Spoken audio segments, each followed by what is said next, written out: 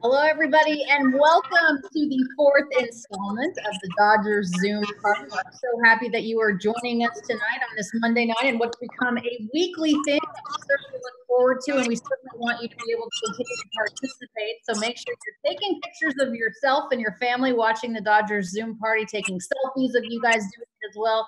Use the hashtag Dodgers Zoom Party, and we will play some of those back during Dieter Rule and the seventh inning stretch. So once again, welcome. This is brought to you by 76. I'm Alana Rizzo, along with my co-host, the Dodgers play-by-play man, Joe Davis. Joe, take it away. All right, Alana, I want to let everybody know who's here tonight. I'm sure you recognize the faces, but let's do it formally. We've got the skipper, Dave Roberts, joining us. We've got the three-time Cy Young Award winner, former MVP, Clayton Kershaw. One of the leaders, one of the veterans, one of the top hitters in the National League, Justin Turner. The reigning MVP in the NL, Cody Bellinger. One of the newest Dodgers, a five-time All-Star, a Cy Young winner, David Price. Alex Wood was an All-Star with the Dodgers in 17. Quick trip away. He's back. He's with us tonight. A Riverside native, one of the Dodger catchers, Austin Barnes. We had to bring an old guy in, too. Andre Ethier, 12-year big league veteran, all 12 of those years with the Dodgers, all-star a couple of times, and now wearing a beautiful hat. Nice to have some of our current players on here as well. And one guy joining us for the first time on this Dodgers Zoom Party is left-hander David Price. David, it's good to see you. What's life been like for you the last couple of months? Quarantine. Just been hanging out the house, trying to find different stuff to do to stay active. We've been outside early on quite a bit. Trying to find stuff to do. Just keeping our sanity, playing more board games, trying to do more arts and crafts, stuff like that. I haven't ventured out into anything new like cooking or painting, but my wife has done a little bit of painting. She's cooked already, but I kind of try and keep it simple. I just use it as downtime, time to enjoy this time with my family, and it's been good for that. We've had conversations with some of your teammates about this, but what have you done to keep that arm in shape as you guys get ready for hopefully some sort of spring training 2.0? At first just playing catch into a sock. That was what I was working with at first, or throwing a baseball into the couch pillows, stuff like that. We have a better setup now. Here in Arizona over the last month, and I've been able to throw into a cage, and the past couple of weeks I've been able to throw with a person. So that's been good. Just trying to keep it loose, keep it fresh, keep it ready. If we get that call, it'll be ready to go. Yeah, and Arizona's opening up a little bit, so hopefully you'll be able to have some more interactions with some of your teammates that also live in Arizona. And David, we have a fan question for you. This one is coming from I am AJ23.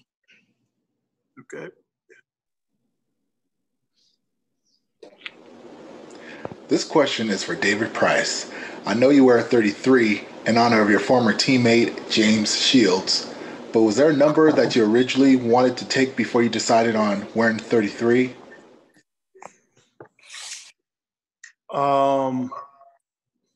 Yes, there is. I chose 18 just because one of my favorite numbers is 8. It was close to 10, the number that I was already wearing. I told Alex, our head clubby guy, and for the Dodgers, that I was going to wear 18, and I started thinking about it a little bit. My wife asked me if there was any significance to that number, and I was like, no, I just picked it. Looks kind of like 10. It's a smaller number that I like. Then I got to thinking about it, and I was like, I don't want my teammates or Dodger fans to be thinking that I'm talking about 2018 with this number, so I want to switch to something else. And I switched to 33 because it had meaning to me. And I picked that because of Shields. But I guess at first I did pick 18, and I thought better of it. We figured tonight, guys, instead of just firing off questions individually, we'd throw out a few topics and kind of go guy by guy and get answers. So the first one we're going to do, I'm going to start with you, JT. Whether it was when you came up and you met a player that you had idolized, or you faced a player that you had idolized, or some of the celebrities that come through Dodger Stadium that you get to meet, starstruck moments. Who's done that too? Who have you been starstruck by? That's easy. Kobe. Okay. Only got to meet him once. He came in the clubhouse before the World Series in 18, and couldn't find words. So that was an awe moment for me. Kirsch, how about you? Other than Dre, when I got to meet Dre for the first time, it was probably maybe Corey and Topanga from Boy Meets World. That was a big night. That was my childhood right there. Corey and Topanga. I don't even know their real names, but that was huge for me. Yeah, and then Justin Timberlake. That was kind of my guy. I was like one of my favorite celebrity crushes, kind of. So that was it. Belly, how about you? Unmute yourself. Passed away. Hit the mute. It said the host muted me. It's not my fault. I would say the same with JT and Kobe Bryant. I was speechless as well. Okay. And then I would say the coolest person that I've seen like sit next to the on deck circle will be Jennifer Lopez. So I'd say Barnesy, how about starstruck for you? Yeah, when Kobe came down in that World Series before the game, he came down pretty late, but it was a pretty cool moment. He kind of just like dabbed you up and said, "Let's get it." And I was like, "All right." Woody, you're muted too, Alex. Alex, muted. There you go. All right, there we go. Obviously, the guys have said Kobe. Yeah, that was obviously a huge one for me too. But during the World Series in 2017, getting to meet George Bush and George Bush Sr., I mean, that was the first time I ever met a president. It was a pretty cool moment. So that was up there for me too, for sure. David, any starstruck moments for you? Yeah, in 2008, I got to meet Obama before he was president, and I thought that was pretty special. I didn't know what to say to him, and that was definitely a moment I'll never forget. Very cool. Keeping the group theme going as far as questions are concerned. And Clayton, I'm going to start with you. When baseball eventually returns, and we're certainly hoping that it's sooner rather than later, there's going to be some changes that we're going to have to go through. So what do you think is going to be harder? Giving up the high fives and the fist pumps, or giving up kind of spitting out those sunflower seeds and the gum that you guys chomp on in the dugout? Yeah, I don't know if either of that's going to be possible. So I don't know. I mean, I guess it's doable. I just don't, I don't want to get into all that, but I hope baseball comes back, Alana. I really do. I just hope they can figure out a way where we can still at least maybe elbow dab or something. I need some encouragement from the guys. Everybody knows I like to give a firm fist bump, so I need something. I think I could maybe do away with spitting, but I think most guys would say they couldn't do that either. So we're gonna need to figure it out, though. Yeah, Sam, do you agree with that? I mean, you're so used to having so many different rituals and routines and reasons to happen. How difficult is it going to be for you to make some of those changes that obviously will probably be protocol when you guys resume play? Yeah, I think it's gonna be weird. Like, you dab everybody before the game. Everybody has their handshakes and all that. But yeah, spitting would be pretty hard not to spit too on a baseball field. It'd be a strange one for sure. Alex, what about you? I mean, is everyone going to have their own rosin bag? I mean, is it going to be hard for you to kind of get out of your normal routine? Well, they made that announcement about pine tar in spring training. I heard they might put some stick on a little rosin bag and throw it behind the bag and have your individual rosin bag with pine tar. I don't know if that'll happen, but yeah, it'll be interesting to see what we end up deciding once all this gets figured out. Yeah, and JT, you're obviously a creature of habit. Every time, you're even, in the hole before you even step up to the on-deep circle, all the different taps that you make with your bat on the steps. I mean, you guys are such routine-oriented and creatures of habit. I won't even call it superstitious, just a routine. How difficult is it going to be for you? Yeah, it's tough because, there's so many little nuances in the game of baseball that I think teammates enjoy celebrating during the game. And a lot of that is by high-fiving or a nice pat on the butt when the guy walks by and you say nice play. And to not have that anymore, there's going to have to be new creative ways to, I guess, celebrate those moments in the game. And, one thing about baseball that's cool is the pregame handshakes. And Alana, you know better than anyone because you film them all. But yeah, we're gonna have to do something else for that too. So maybe Kirsch will just do a lot more dancing up and down the dugout. Whatever it takes, guys. Whatever it takes. Guys, the Pine Tar game was on MLB Network the other day. George Brett and one of the great emotional shows that we've ever seen in baseball. Them exploding out of the dugout. Cody, I'm going to start with you. If one on a 1 to 5 scale is super calm and quiet inside. Robert, Doc's there too. Dre, you're a 5, right? I mean, you were a 5. Dre's a 5. Yeah, Dre's a 10. Dre's a 10. Yeah, Jesus. Any of these Dre guys would punch him. tonight, Dre, close to you on that scale? Anybody close to a 5? Yeah, I'd be mad. Yeah. Barnes, I'd be upset. I use a lot of pine tar too, so right. You do. Yeah, I'd be pissed. Doc, I've seen Andy Green get under your skin a little bit, turn you into a 5. Yeah, that's probably not one of my better moments. Something I certainly regret. I was up north of a 5 for sure. That's my bad, Doc. Yeah, I was going That was Hey, it was Woody's fault. That is my fault. My bad. Woody, are you a But Clayton was right behind me, so I saw that. Woody. Woody, I'll are you admit my a sneaky mistake. 4 or 5? I'm sorry. Are you a sneaky 4? Like, is there? It can be. Yeah. I think we all can be. Right. But Tim McClellan's hard to get mad at. Yeah, when you strike out with him, he just tells you you're out. Strike 3. Right. What? Right. Yeah. All right, if you have these guys, these active players that you were teammates with, who would you put up close to you on a scale of 1 to 5 of the active guys? Barnes. What's that mean?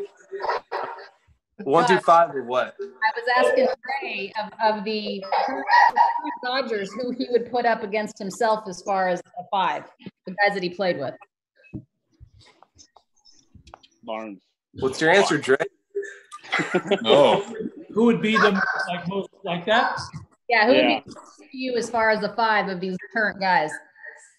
Oh yeah, 100% Barnes. Easy little guy. From the bed. Doc, have you ever, sometimes you guys do stuff on the baseball field that perhaps you get home and either your wife or somebody says, I can't believe you just did that on the field. Is there anything other than the Andy Green situation that you kind of got home and Trisha was like, what are you doing? I think certainly the Andy Green thing was at the top of the list. She was at book club, and I guess, I get tossed and her phone is blowing up. Her book club friends are going, what's going on? She's like, Dave got kicked out. He got into a fight. My daughter calls me and is very disappointed in me at that point in time. outside of that, I've dropped way too many F-bombs. I just don't get the delay for me, unfortunately. But there's a lot of things I'm certain my actions aren't appropriate. Who has dropped more F-bombs than, I'll just say last season, you, Rich Hill, or Walker Bueller? Not even close. Rich Hill. I got Rich Hill. I got Rich, Walker, then Austin, then me. No contest. No contest. Hey, Richie's number one, though. Chill. He did it at the stadium, too. Yeah. He got arrested. Yeah, don't mess with the Hills. Man, I wish texted him after that, and I said, "You have so much street cred now, Coach Hill." After and when you're trying to bring this into a Patriots game, that doesn't fly. You can't do that, Coach Hill. It's the curse of the Patriots. Well, I can't tell you what I asked him. No, I can't. Okay, all right. We checked in with David with him in the quarantine, but this is the first trip on a Zoom call here for both Alex and Austin. Alex, what's the quarantine been like for you? How are you filling up your time? A lot of walks with my wife and our dog early on. Just figuring out a way to work out and throw. We made the move over to LA 2 weekends ago and getting settled in here, trying to get locked in our place. But been outdoors probably more than I ever have with my wife, so it's been fun from that aspect. Awesome. How about for you, Austin? Yeah, I mean it's been good. A lot of Netflix. I got back into video games. I feel like I'm in 21 in college again. But it's no, we've been working out, me and my wife. Hey, word on the street is your video game playing is well below average. I mean, no, I heard that. These are your teammates. I second that statement. Yeah. No, hey, Gavin's really good. Jock's not. Gavin's really good. Facts. Gavin's good. Gavin's nice, but Jock can't say anything. What are you playing? Call of Duty. He's the worst. I think Barnsley's better than Jock. Yeah. Good question. Cody, hey, I'm nice now, Bill. Hey, that just made Barnes' day. It's the truth. I knew that already. Didn't make my day. Austin, where does Cody fall in these video gaming? Cody's good. Cody's right below Lexi. Okay. All right. We've got a fan question for Austin. Cue it up, guys. Ooh. Look at this little guy. My name is Elliot Wilson from Louisville, Kentucky, and I have a question for Austin Barnes. How did you learn to catch a 100-mile-an-hour fastball? Yeah, you get lucky. No, it's just reactions, really. Kind of try to stop it.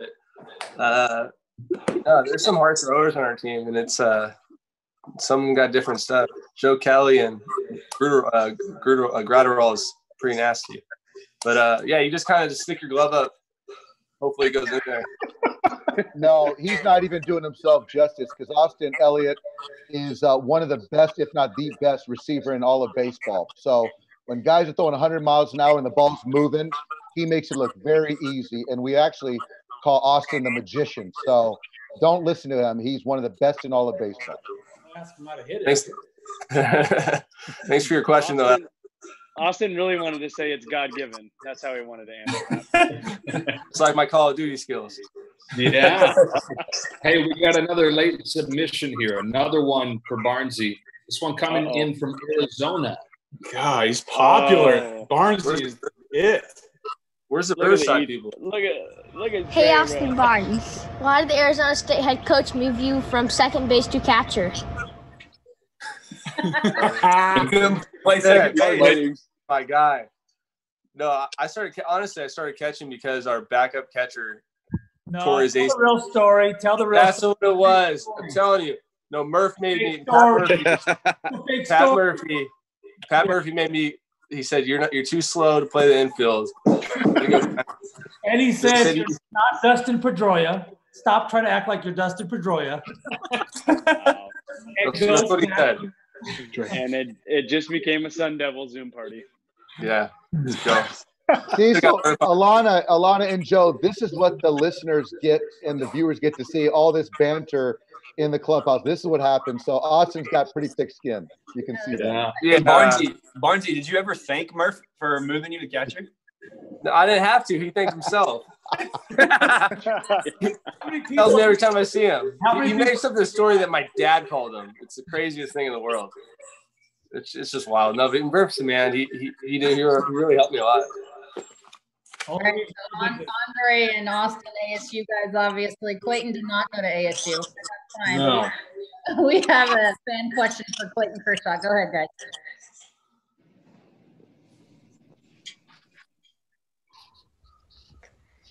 Hi, Clayton Kershaw. My name's Henry, and I have a question for you. What age did you first start throwing a curveball, and can you please show me your grip? Thank you. Man, that was a sick bobblehead collection. Yeah, I can show you. But first of all, Alana, I have a high school diploma, so that's way better than any Arizona State schooling. But either of those the same. Second of all, yes, I can show you. So I have a ball here. I kind of carry one always, but Weird. So I put left-handed. I put my middle finger on this seam right here, and then I put my thumb on that seam right there, and then Honeycutt Richard, our old pitching coach, always talks about getting that knuckle as far beneath the ball as you can. So as you get bigger hands, you can start doing that. But then really, it's just like you shake somebody's hand right at the end. Just shake somebody's hand. And that's how you throw a curveball. I mean, kind of. I mean, Woody and DP, they all do it differently, but that's kind of how I throw mine. Kirsch, when did you actually start throwing that curve? How old were you when you kind of started? Probably like 11 or 12 would be my guess. Yeah, somewhere in there. And David, what about you? When did you start throwing that curve? I would say 12, around 11 and 12 years old. Yeah. Woody, about the same age? Yeah, probably somewhere around there. I mean, it really probably didn't do anything. I tried to throw like a football probably, but I didn't get a breaking ball until I was like probably 20 years old. So Yeah, he never threw a curveball, Alana. He throws a breaking ball, okay? Oh, it's a breaking ball. Hey, I don't confirm the labels, all right? I was wondering if there was a too early of an age to start with the breaking ball stuff. Like when do you switch from fastballs to all that other jazz? Is it too early at a certain point? Did you? If it's too early, is that what she asked? Yeah. Yeah. There's definitely an age that's too soon, but you know, it's a tough thing to. I don't know the answer to that. Every kid is different based on how they grow, and I'm not going to tell a parent when or when not to. But I'd like Charlie to be able, my oldest son, to be able to learn how to throw the other stuff first, and really make sure that he can command his fastball before he starts doing other stuff.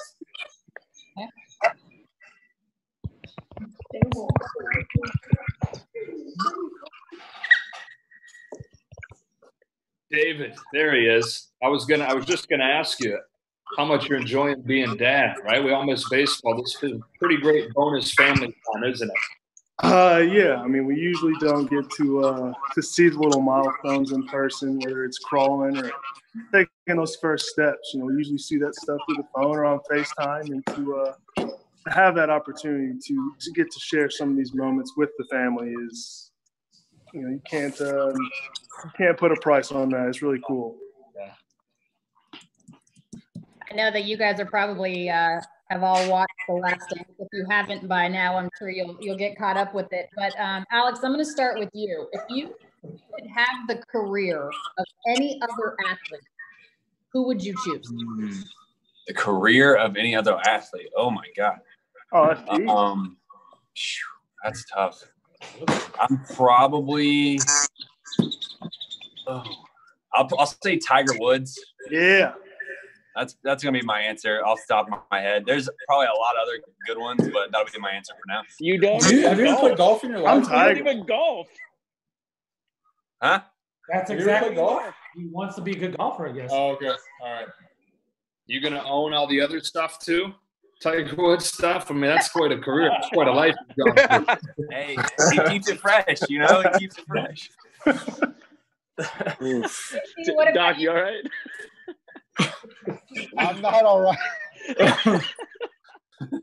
JT, what about you? If you could have the career of anybody else, who would it be? Man, I want to be like Mike. Not Jordan. I want to be Mike Trout. I want to hit a baseball that far. A good call. I see we got another friend that's joined. Joe Coy. Joe, you are muted right now. Unmute yourself first. Unmute. There you are. There you go. Gotcha.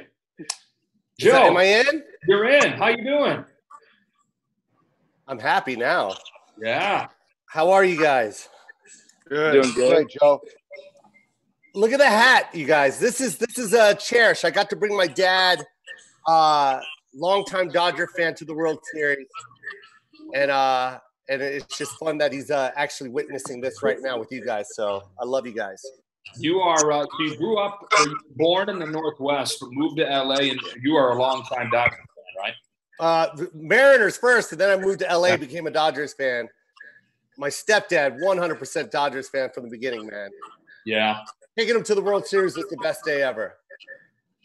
Tell me about something. You have some memory with the Gibson home run, right? Did somebody call that? Tell me that story. That was my bet. I bet him, and then called him out on it, and fucking hit the ball out the park. It was just unbelievable, and I didn't pay him back until 20 years later. But every year he always called for his money. So somebody actually predicted Gibson was going to hit the home run. No, he just goes, Bubba, it's going out of the park. They're winning, goddammit, Bubba. They're going to win.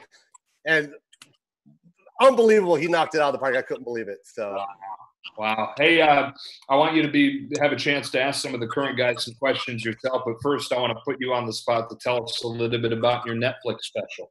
Yeah, we got another one. This is going to be my third one. And we shot this one in the Philippines, man. So it was pretty cool to actually bring Netflix to the Philippines and just show people that just comedy is comedy. It doesn't matter, what language you speak. As long as you're funny, people are going to laugh. And it was just fun to actually see people in the Philippines. We didn't change anything. We just, as if I was shooting it in LA, man. They were getting it and laughing, and it was a fun time, man. Excellent. What do you want to to ask? June 12th. June 12th? Yeah. Okay. What do you want to ask the guys? Any questions you want to fire off? Man, I just what are we gonna do with this season, man? I can't wait for baseball to start. I want to get back in the park. And how do you guys feel about adjusting with no fans in the park? And I know you guys heard this 1,000 times, but I mean, baseball is baseball, and I can watch it on TV. How are you guys going to react to that? I think take that one, JT. Yeah, I think we're just as antsy as you are about getting back in and getting started again. And it's going to be weird playing with no fans, especially in Dodger Stadium, because our fans bring it better than any other fans in baseball. And there's no place to play like Dodger Stadium. When you have 50,000 plus. Going nuts and screaming, that's the energy we feed off of and we live for. So it's gonna be adjustment for sure. We're gonna have to find ways to motivate ourselves and find ways to create adrenaline without the fans. Yes, man, for sure. Nothing more exciting than you walking up and then just feeling the energy of the crowd, and then that motivates you to just step it up. But for us, it's like, how do we get that energy? Where does it come from? How do we pull from it? And it's such a hard adjustment. Yeah, definitely. There's gonna be some crazy house parties watching Dodgers when they start again, though. Joe, we'd like you to hang out with us a little more. We're going to fire some questions around the group again. Justin, you said you want to be like Mike, and then you said Trout. But back to MJ, that Mike. We watched The Last Dance, a lot of it. That just concluded. Any debate in anybody's mind, Jordan versus LeBron, greatest of all time? Are there any LeBron guys, or is it no question? No question. Jordan. Yeah. Jordan. It's not even a conversation. It's Michael Jordan. But what's the point? I mean, what's the point in proving the unprovable, Joe? I mean, you can't prove it. You just talk about it. And I think that's what's so funny about this is everybody just talks like it's like the most important thing in the world, but you can't prove it. It's two different players at two different times. I think it's impossible to prove. I used to believe you were better than Sandy Koufax, Kirsch. I take it back. You don't know. It's not worth it. I think. I don't know. I think just watching the documentary, you actually see just how far behind the scenes that there is a comparison that we can, judge the two. It's a completely different game. I feel like what Michael went through won't happen again. We won't see that. Isn't it part of what makes sports great too, though? Like debates like that you can take a stance one side or another, and the passion that comes with it. Yeah, if you don't want to win an argument, sure. But if you just want to talk, go for it. That's what I do. I get paid to talk. Well, okay, yeah. Maybe I won't follow in your footsteps, Joe. Yeah. Anybody? Okay, so Clayton, you don't have to answer this. 6 NBA rings for Jordan, 6 Super Bowls for Tom Brady. Who are you taking on that one? I think Jordan. Yeah. Any reason? Jordan, yeah. I felt like it was his individual effort crazy in those games. Yeah. That last Jazz game when he stole the ball and made the shot, that was crazy. I haven't watched episode 10, Margie. Thanks. Hey, it's already happened, man. It's already happened.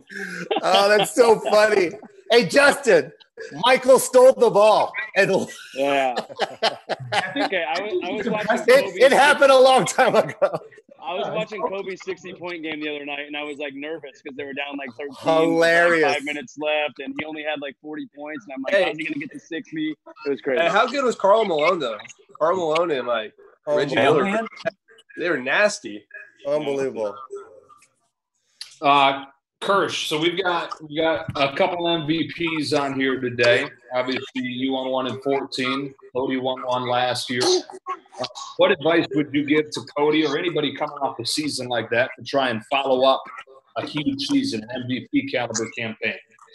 Man, Bopper doesn't need any advice. He's gonna keep doing his thing, and everybody says don't try to do what you did last year. Just try to focus on the next game. But at the end of the day, everybody has expectations they put on themselves, and Belly expects more out of him than we all do out of him, and that's ultimately what you want, is to have him have high expectations for himself. So we all expect big things out of Bopper, and I'm sure he expects even better because that's who he is. Awesome. Clayton, did you feel like you had a target on your back following your MVP season? I don't know. I mean, I think every guy would say that, if you've had a little success, people like if you face somebody that's had a little success, you definitely try to, it feels good to beat them, So I think maybe, I always feel that when you go against guys that have had a lot of success, you want to kind of knock them off their pedestal. So I'm sure guys would maybe say the same. I don't know. Here, you can hold my phone. One guy that has had a lot of success as well as your fellow left-hander and David Price. And David, we have another fan question for you, sir. If you don't mind, take a listen. All right. This question's for David. Hi, David. Welcome to the Dodgers in the city of Los Angeles. And how does it feel to switch divisions for the first time in your career, and you're going to have to hit more? Not anymore. I heard, how does it feel to switch divisions for the first time in my career? And you got to hit more. Well, I'm looking forward to that. Well, yeah, not if we have the universal DH. Quick, girl.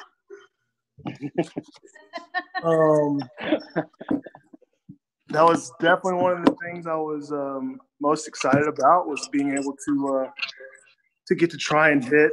That's one of the things that I really enjoy doing, is swinging a bat.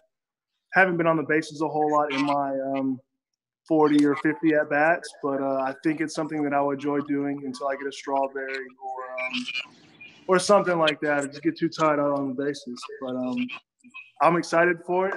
Hopefully we get this thing going here sooner rather than later, and I can mark off an extra base hit.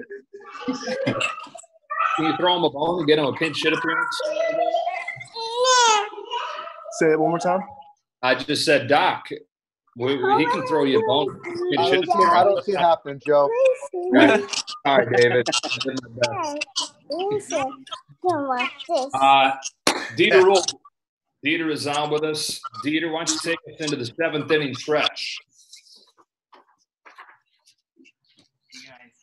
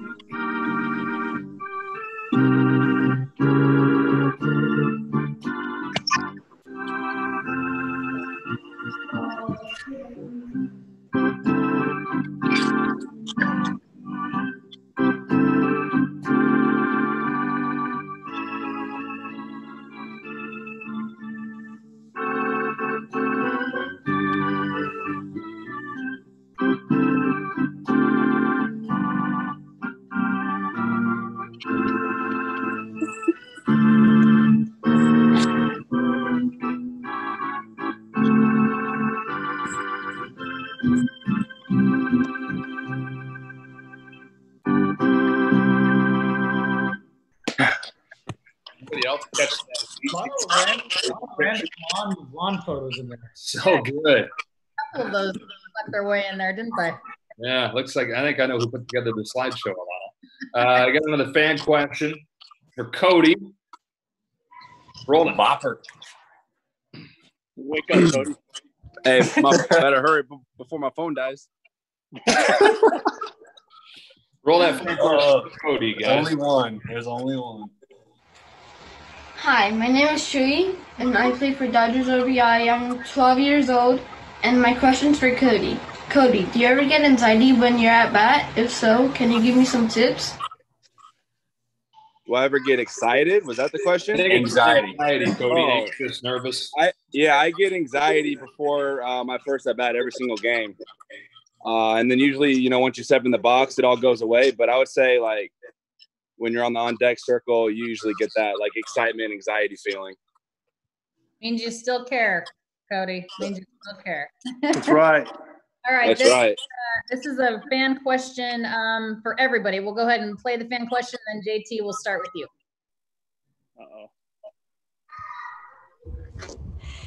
Hey Dodgers, it's Elise and Emily in California, and we just wanted to let you know that we just got 2 puppies.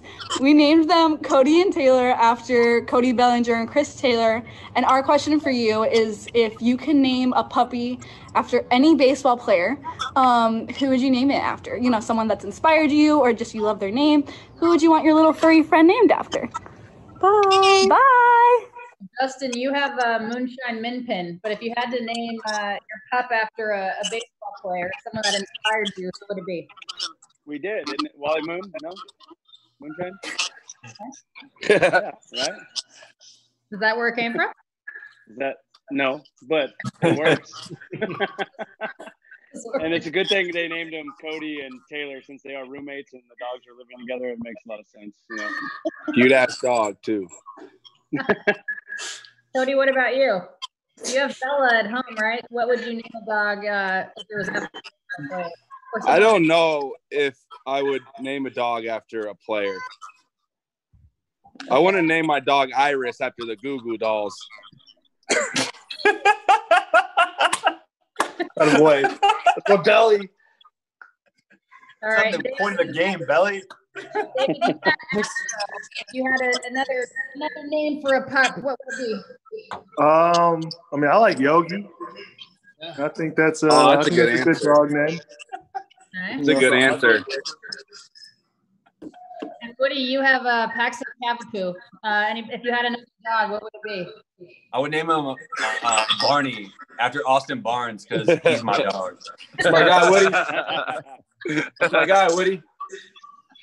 We had the perfect host for this question here, Alana.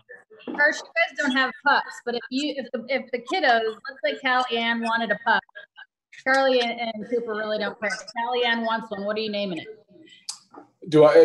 She's probably going to name it like Polly Pocket or something. But if I get to pick dog player name, I don't know, maybe Mo, like Mariano, like Rivera. Mo's a good one, I think. Would be a good pup. I was just looking at some of the signed balls I have. Mo's probably a good one. I Riz, I think our bench coach, Bob Guerin, has the best dog name of all. He absolutely does. His name's Bob Guerin. His dog's Hank, so his dog is Hank Guerin. Hank Guerin. How great. Hey, Rich Hill, the name of their dog is XYZ. That's pretty good. Elon Musk. Next level. Barnsley's is pretty good. Bella Cool J. Yeah, she's the truth. Yeah. Dre, do you guys have dogs? I do not have dogs. Nope. He's got a farm. Poor kiddos. And Doc, you guys have 3 dogs, right? We have 3 dogs, and we have a Sunday, we have a Maggie, and we have a Maury named after Maury Wills. See? Now the Davis family needs to get a dog. Nope. Nope. No dogs. Do it. Yeah, You're a cat guy? Come on. Good guy. Good guy. Hanging out with Godson. All right. We're going to go ahead and close this out pretty soon, but is there anything that you guys want to say to each other, to the fans out there listening tonight? Justin, we'll start with you. I'll say it again this week. We're missing it as bad as you guys are. We're looking forward to get back on the field. We appreciate you hanging out with us and doing this. We have fun with it and hope you guys enjoy spending some time with us. Kershaw, on behalf of the pitching staff, what do you want to say? JT sounded great. I agree with that. That's why we let JT talk. He's good at it, so we just let him. But no, he's right. We want to play, and we're excited to at some point, hopefully, and we miss it. And it's not going to be the same without fans, obviously. But also, like JT said, there's going to be a lot of fun Dodger parties around LA whenever we get back to playing. We know it. So thank you guys for listening to us talk. I know you'd rather watch us play. We'd rather play too, but thanks for listening to us.